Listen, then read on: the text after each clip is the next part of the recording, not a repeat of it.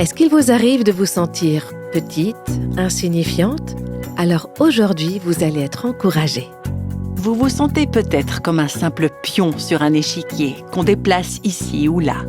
Mais ne sous-estimez jamais la puissance de Dieu, ni l'importance et l'impact potentiel de votre foi, de vos prières, de votre fidélité et de votre obéissance.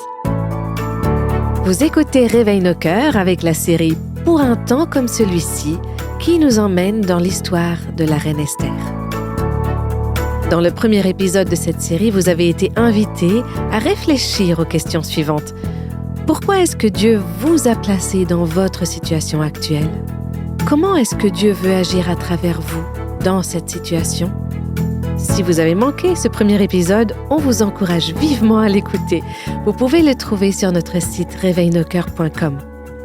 Alors que Haman venait de convaincre le roi Assuérus d'adopter une loi mettant en péril tous les Juifs vivant à Suse, Esther, qui avait été élevée à la position de reine de Perse, a reçu un message de son père adoptif Mardochée, et dans ce message, il lui a demandé d'intercéder pour son peuple.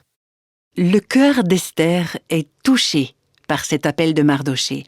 Elle comprend qu'elle doit passer à l'action sans tarder, qu'il n'y a pas une seule minute à perdre. C'est ce qu'on peut lire dans le livre d'Esther, chapitre 4, les versets 15 à 16. Esther fit répondre à Mardochée « Va rassembler tous les Juifs qui se trouvent à Suse et jeûnez pour moi. Ne mangez et ne buvez rien pendant 3 jours, ni la nuit ni le jour.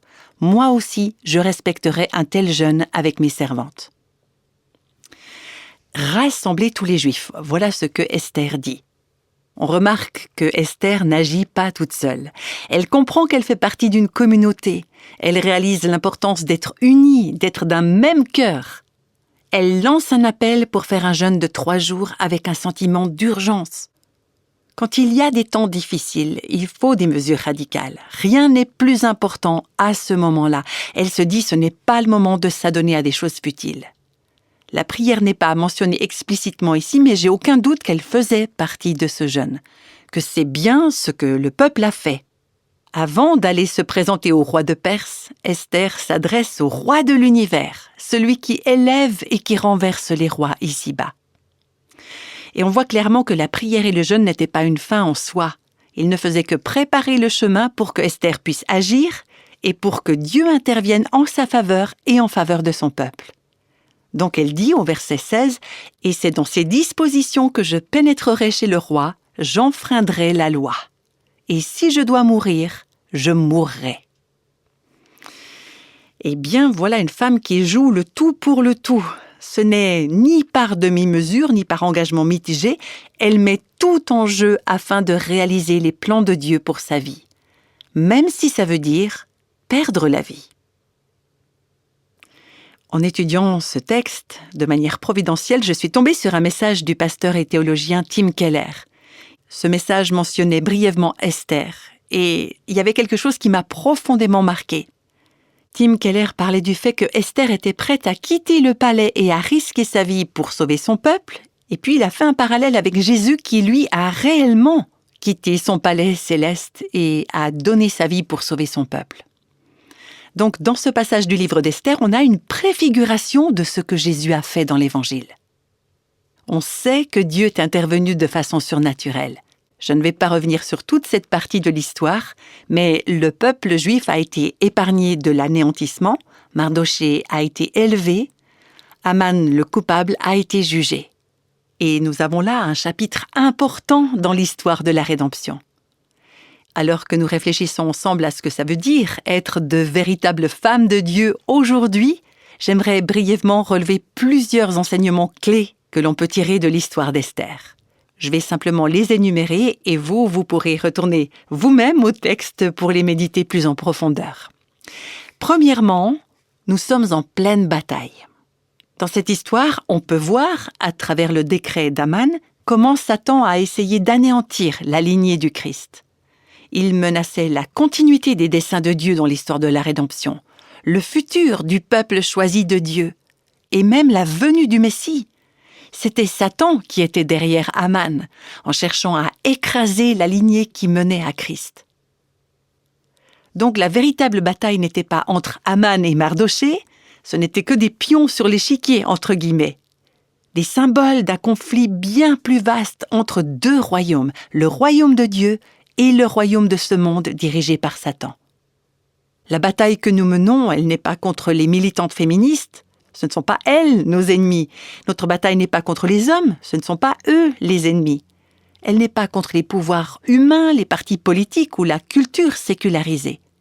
Nous sommes engagés dans une bataille spirituelle et nous devons garder les yeux fixés sur cette réalité.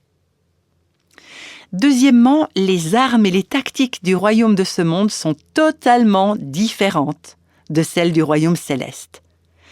D'un point de vue humain, donc sur la scène humaine, le monde s'appuie sur des armes comme le pouvoir terrestre, les lois et les décrets humains, la puissance militaire, l'autosuffisance, la colère, la force, la tromperie. Ça, ce sont les instruments et les armes du monde. Mais les enfants du royaume de Dieu remportent la victoire par l'humilité, par la prière, par le jeûne, par le sac et la cendre, si on reprend l'expression biblique, par une dépendance totale à Dieu. Je crois que c'est important que vous vous rappeliez cela. Et rappelez-vous aussi que quel que soit le résultat des élections, de l'économie, quelle que soit votre situation personnelle, la véritable bataille, elle se mène et elle se gagne dans le domaine spirituel avec des armes et des tactiques spirituelles. Troisièmement, Dieu a un plan souverain de rédemption et son plan, il ne va pas échouer. Dieu a un plan pour votre vie, un plan pour votre famille, un plan pour son peuple, un plan pour notre monde, pour révéler la gloire et la splendeur de cette grâce qui nous sauve en Jésus-Christ. Il a un plan pour remplir la terre de sa gloire. Et ce plan-là, il ne va pas échouer. Rien ne peut l'arrêter, rien. Ni une crise économique, ni un mari qui ne marche pas avec Dieu, ni aucune épreuve, rien ne peut contrarier le plan de Dieu. Même quand vous ne voyez pas sa main, quand tout semble immobile, Dieu est toujours à l'œuvre dans les coulisses pour accomplir ses desseins. Et nous savons qu'il remportera le combat. Quatrièmement, par la foi et l'obéissance, vous pouvez participer au plan de Dieu. Il y a des moments où on se sent impuissant. On peut être dépassé par la situation, être entouré de plein de gens qui ne respectent pas Dieu. On peut être submergé par les ténèbres, par la méchanceté. J'aimerais vous dire, vous vous sentez peut-être comme un simple pion sur un échiquier qu'on déplace ici ou là. Mais ne sous-estimez jamais la puissance de Dieu, ni l'importance et l'impact potentiel de votre foi, de vos prières, de votre fidélité et de votre obéissance. Une seule femme peut avoir une immense influence. Une Esther, une Marie, une Sarah, une Ruth, une Déborah, remplie du Saint-Esprit et qui dit « Oui Seigneur, je suis disponible pour accomplir tes plans ». Ne croyez jamais que votre vie ne peut pas faire de différence. Quel que soit votre âge, quelle que soit votre saison de vie, ne pensez pas que vous ne pourrez pas faire de différence dans le royaume de Dieu. Il vous a placé dans son royaume pour un temps comme celui-ci. Alors soyez courageuse, prête à faire un pas de foi quand vient le moment de parler ou d'agir. Et il y a un cinquième enseignement que l'on peut tirer aussi de ce livre d'Esther. Il n'existe pas de situation trop désespérée pour Dieu. S'il y a bien une histoire qui avait l'air d'être sans espoir, c'était bien celle d'Esther. Réfléchissez un peu. Elle était orpheline dès son enfance. Elle a été emmenée de force dans un harem. Elle a été mariée à un roi cruel, arrogant, visiblement alcoolique. Et puis elle a été confrontée à un décret qui ordonnait l'extermination de tous les Juifs, son peuple. C'était une situation désespérée qui allait finir tragiquement. Mais rien de ce qui se fait sur terre ne se fait sans la permission de Dieu. J'espère que vous avez bien compris ça et que vous vous en souviendrez la prochaine fois que vous serez confrontés à des épreuves. Tout est entre les mains de Dieu. C'est Dieu qui tient toutes choses entre ses mains. C'est également ce qu'a affirmé le prédicateur John Piper. Dans chaque situation, Dieu est toujours en train de faire quelque chose. 1000 choses que vous ne voyez pas et que vous ne savez pas. Ça, on pourrait l'écrire pour s'en rappeler, non seulement dans un petit carnet, mais aussi sur la tablette de notre cœur. Attendez-vous à ce que Dieu agisse. Attendez le moment propice qu'il vous montre. Et souvenez-vous que vous ne remporterez aucune victoire en harcelant, en poussant, en criant, en hurlant, en manipulant, en vous plaignant ou en culpabilisant. Peut-être que de telles attitudes peuvent vous donner ce que vous voulez immédiatement, mais elles ne vont gagner aucune bataille pour le royaume de Dieu. On a souvent tendance à justifier notre comportement quand on devient irritable ou quand on hausse le ton, surtout dans des circonstances critiques. Dans ce monde, actuellement, on entend beaucoup de cris, de colère, mais ça ne devrait pas venir de la part du peuple de Dieu. Ni dans notre mariage, ni sur la scène nationale, ni dans la blogosphère. On devrait plutôt y trouver cette douceur, cette humilité de cœur qui reflète cette force maîtrisée en nous, la puissance de Dieu sous son contrôle. Esther se trouve donc dans des circonstances les plus désespérées, face à la menace réelle de la mort, et pourtant elle maîtrise remarquablement sa langue et ses émotions. En elle, il n'y a ni précipitation, ni agitation excessive, ni explosion hystérique. Elle fait preuve d'une maîtrise de soi impressionnante, parce qu'elle sait que le royaume de Dieu est en action. Je sais que je me répète, mais je veux le dire encore et encore pour que vous ne l'oubliez jamais. Sixièmement, ne jugez pas l'issue de la bataille en vous basant juste sur le moment présent. Comme à l'époque, on l'a vu avec Mardoché et Aman, à l'heure actuelle, les méchants prospèrent souvent, tandis que les justes souffrent. Alors ne vous laissez pas abattre quand vous voyez cela se produire. Rappelez-vous que les choses ne seront pas toujours telles qu'elles sont maintenant. Dans les premières scènes de l'histoire d'Esther, les méchants font la fête, tandis que les justes pleurent. Mais à la fin de l'histoire, les méchants sont jugés, et ce sont les justes qui, à leur tour, font la fête. Bibliquement, c'est une préfiguration de ce qui est encore à venir. Alors, est-ce que vous êtes prête pour ce jour? Aujourd'hui, les méchants sont en position élevée, mais un jour, ils devront rendre des comptes. Il y aura un jugement final. Maintenant, les justes souffrent, mais un jour, il y aura le triomphe du royaume de Dieu. Symboliquement, il y a cette image de Christ qui apparaît dans les nuées, monté sur son cheval blanc, et il viendra pour régner. Il y aura une joie éternelle pour le peuple de Dieu. À la fin, c'est ce qu'on peut lire dans le psaume 58, verset 11, « Et les hommes diront, oui, il est une récompense pour le juste. Oui, il est un Dieu qui juge la terre. » D'ailleurs, nous n'avons pas encore lu la scène finale. Nous n'en avons qu'un aperçu. Nous ne l'avons pas encore vue se réaliser, même si elle est déjà écrite. Il n'y a aucun mystère au ciel. Dieu a rédigé la scène finale dans l'éternité, et elle est en train de se dérouler sous nos yeux dans l'histoire humaine. Le moment est venu. Nous croyons que Dieu suscite un mouvement de réforme et de réveil dans les cœurs, dans les foyers des femmes chrétiennes partout dans le monde. Il y en a beaucoup qui nous rejoignent aujourd'hui, y compris à travers Internet.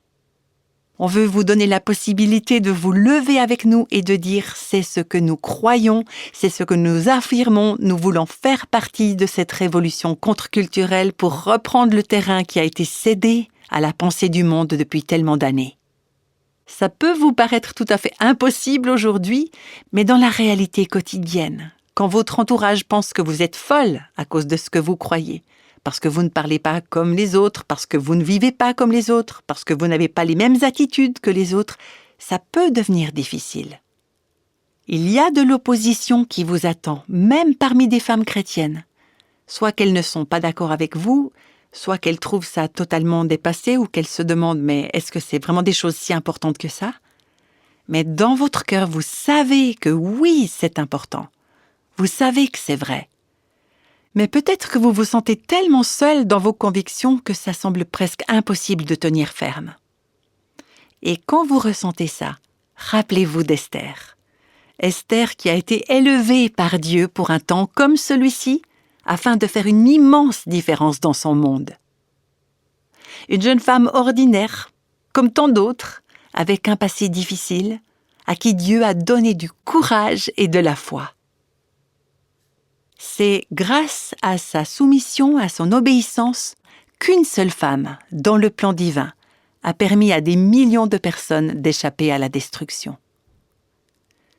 Alors aujourd'hui, il y a tellement de femmes, même des chrétiennes, qui sont désorientées, qui ne vivent pas la liberté, l'épanouissement, la plénitude en Christ. Il y a beaucoup de femmes véritablement désespérées, même au sein de l'Église. Pourtant, dans sa parole, Dieu nous a donné un message de grâce et d'espérance. Voilà pourquoi je crois, et que je me permets de le répéter, que Dieu vous a placé dans ce royaume, son royaume, pour un temps comme celui-ci. Et ça veut dire, pour vous, être prête à aller à contre-courant. Pour vous, les jeunes filles, ça veut dire être prête à suivre le Christ et sa parole, même quand toutes les autres filles de votre âge ont l'air complètement obsédées par les critères de la beauté extérieure, par les garçons, par elles-mêmes, par le sexe, le plaisir immédiat. Ça veut dire pour vous fixer votre attention et votre affection sur Christ. Ça veut dire garder votre cœur. Ça veut dire choisir le chemin de la pureté de cœur. Ça veut dire devenir une porte-parole de la vérité dans votre génération, alors que la pression du conformisme va dans la direction opposée. Et je m'adresse aussi à vous qui êtes célibataires. Pour vous aussi, ça veut dire aller à contre-courant. C'est choisir le chemin du contentement, que ce soit en vous mariant ou en restant célibataire, selon ce que Dieu a prévu pour vous, pour sa gloire et pour l'avancement du royaume. Et ça veut dire également qu'en tant que célibataire, c'est utiliser votre temps et votre liberté pour servir le Seigneur. Ça veut dire être prête à rester pure sexuellement, quel que soit votre âge. Ça veut dire servir au sein de la famille de Dieu. Je crois que certaines femmes célibataires ont reçu un appel particulier de Dieu pour mettre leurs dons et leur formation au service d'une vocation chrétienne, voire même porter l'Évangile aux 4 coins du monde, comme l'ont fait beaucoup de célibataires avant nous. Et pour vous qui êtes mariés, c'est également un appel à aller à contre-courant. C'est un appel à être fidèle dans un monde où il y a tellement de promesses qui n'ont pas été tenues. Un appel à aimer votre mari, à prier pour lui, à bâtir avec lui un mariage qui glorifie Dieu, un appel à rester fidèle dans les bons moments comme dans les épreuves. Ça signifie dire oui à votre rôle élevé et sacré d'être une aide pour votre mari, de le respecter et de vous soumettre à lui comme l'Écriture nous y encourage, comme une illustration vivante de notre soumission à Christ lui-même. Ça veut dire aussi vous donner pleinement à votre mari et dire non à toute intimité émotionnelle ou physique avec un autre homme que lui. Peut-être que jusqu'à présent, vous avez juste suivi le courant, vous avez suivi vos émotions, ce qui vous paraît naturel, mais aujourd'hui, Dieu vous appelle à rompre ces attachements qui ne lui plaisent pas et à dire oui à la fidélité, même si ça veut dire aller à contre-courant. Et pour vous qui êtes des mamans, aller à contre-courant, ça veut dire embrasser votre appel et le don précieux d'être celle qui donne la vie, celle qui la nourrisse. Ne laissez pas le monde vous dicter combien d'enfants vous devriez avoir, ou de vous dicter si vous devriez en avoir ou pas. Laissez Dieu vous convaincre de l'impact que vos enfants et vos petits-enfants pourraient avoir sur son royaume pour les générations à venir. Et ça veut dire être prête à livrer bataille pour leur âme en priant « Seigneur, nous ne laisserons pas l'ennemi s'emparer de cette nouvelle génération. Nous voulons qu'elle t'appartienne. » Et pour vous, les femmes plus âgées, aller à contre-courant, c'est faire le choix de ne pas prendre votre retraite spirituelle. Ne vous contentez pas d'une vie principalement occupée par des divertissements ou par des activités frivoles, ou par une préoccupation démesurée de vous-même. Oui, je m'adresse particulièrement à vous, les femmes âgées. J'aimerais vous dire, mesdames, les femmes plus jeunes, elles ont besoin de vous. Elles ont besoin de votre sagesse, de vos conseils, de vos encouragements, de vos prières. Elles ont besoin que vous les preniez sous votre aile et que vous puissiez les aider à mener une vie qui plaise au Seigneur. Elles vont pouvoir rester en contact avec vous au fil du temps. Vous allez pouvoir être pour elles une des partenaires de prière les plus fidèles. Vous allez pouvoir les former dans la foi. Ces jeunes femmes, elles vont pouvoir vous voir vieillir avec grâce, livrer la vraie bataille, rester attachées à Christ et continuer à grandir spirituellement. Et puis, un petit mot encore pour celles d'entre nous qui font partie de la génération des baby-boomers. Une génération unique par son grand nombre, par son énergie, ses capacités et ses multiples possibilités. C'est la plus grande génération qu'on ait jamais connue et probablement la plus grande qu'on ne connaîtra jamais en raison du contrôle et de la diminution des naissances. On a une force immense, nous les femmes de cette génération, qui avons une occasion exceptionnelle d'investir notre temps et nos ressources dans le royaume de Dieu. Et je crois profondément qu'au sein de ces millions de personnes, Dieu est en train de susciter un puissant mouvement de femmes capables de remporter des batailles sur de nombreux fronts pour Christ. Je crois que quelque chose ou quelqu'un va attirer l'attention et l'affection de cette génération à mesure qu'elle avance en âge. Alors prions ensemble pour que Dieu suscite une armée de femmes de Dieu parmi cette génération-là.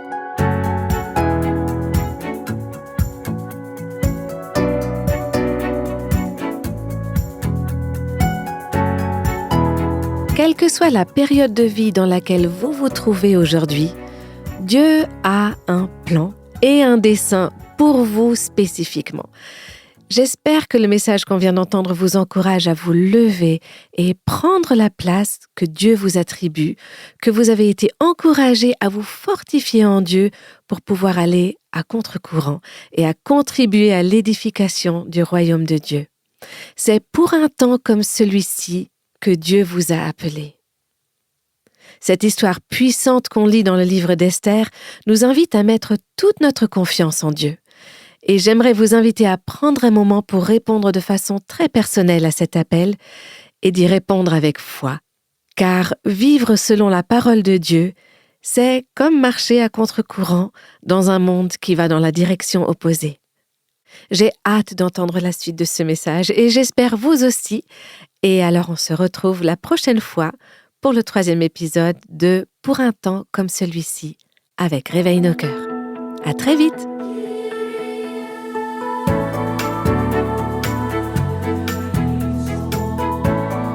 Tous les extraits de la Bible sont tirés de la version second 21. Réveille nos cœurs est le ministère francophone de Revive Our Hearts avec Nancy DeMoss Wolgemuth.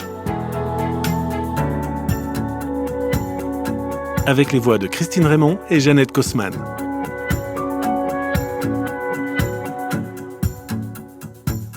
Quelle que soit la saison de votre vie, Réveille nos cœurs vous encourage à trouver la liberté, la plénitude et à porter du fruit en Christ.